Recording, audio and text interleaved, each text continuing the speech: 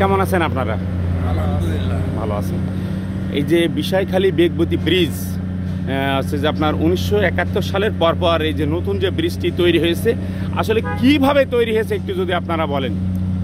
ওটা আছে কাঁকড়া মেশিন দিয়ে কাদা কাটতো। আচ্ছা আচ্ছা। এক ধরনের মেশিন, কাঁকড়া মেশিন, এরকম করে মাটি কেটে বসায়ে পিলার করে ঢেকি কল মতো ওই করতে এরকম বেরতো। হ্যাঁ, সেই পিলারের পার দিয়েই মেশিন এই ফিসে মানে বোরিং করে আর কি। আচ্ছা। বোরিং করে রড দিয়ে ঢালাই দিই। এক একটা বোরিং করতে কয়দিন লাগতো জানেন কিনা? ভালো সময় লেগে 2-3 দিন এরকম, আরও বেশি লেগে। আরো বেশি। অত্যাধিক এত মেশিন টেকিং ছিল না। যেটাকে বলা হয় ঢেকি দিয়ে এরকম বাড়ি দিত, বড় পাথর হামান দিয়ে এরকম, বড় পাথর দিলাম হামাল দিয়ে আর কি। সেই সময়টা ওখানে। তো এখন আপনারা যে কথা এরকম, তখন তো এরকম মেশিন ছিল না। এরকম এত অত্যাধিক মেশিন ছিল না। তা এই ব্রিজটি হতে কত সময় লাগিয়েছিল এরকম জানেন কিনা? 5 বছর না 7 বছর লাগিল এই ব্রিজটি তৈরি করতে। বন্ধ হয়ে গেল, মাঝে আবার ডিস্টার্ব হইলো, আবার করিল। অর্থাৎ এই ব্রিজটি কি আপনার জানা আছে কিনা যে কত সালে তৈরি হয়েছে? যুদ্ধের পর পর, অর্থাৎ যুদ্ধ হয়েছিল তো 1971 সালে। ওটা মানে 77-78 সালে। আর 77-78 সালে শুরু হয়েছিল। আচ্ছা আচ্ছা। আপনার পরিচয়টা যদি দিন। আমার নাম মোহাম্মদ আবুল আলেম, কানোরপুর গ্রাম। কত বছর বয়স হয়েছে আপনার?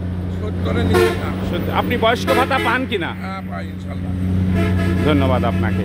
আপনি আসলে এই যে ব্রিজ সম্পর্কে আপনি কতটুকু কি জানেন যদি বলেন। ব্রিজ সম্বন্ধে ব্রিজ আমরা দেখেছি যে ব্রিজ যে এইভাবে উনি যা বললেন, জি হ্যাঁ উনি মানে ওইভাবেই ব্রিজটা শুরু হয়। তবে ওর ভিতরে যে এইগুলো তৈরি করা হয়, পিলার তৈরি করা হয়, জি। পিলারের মাঝখানে ফাঁক ছিল, জি। ওই ফাঁক দিয়েই ওই যে কাঁকড়া যে মেশিন, কাঁকড়া মেশিন।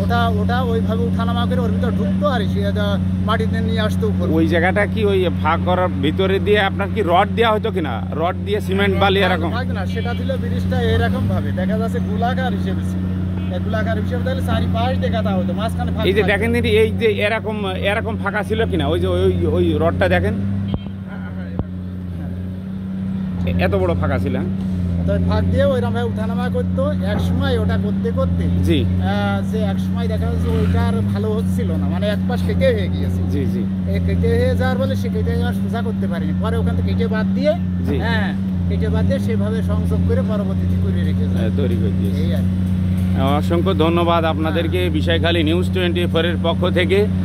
প্রিয় দেশবাসী, আমাদের বিষয়খালী বাজারের যে বেগবতী ব্রিজটা আসলে কেমনভাবে তৈরি হয়েছিল, অনেকে বয়স্ক মানুষ আমরা এখানে 2 জন পেয়েছি, তাদের কাছ থেকে আমরা মতামত নিলাম। আপনারা বুঝতে পারছেন যে আসলে কীভাবে, কী সুন্দরভাবে তৈরি হয়েছিল।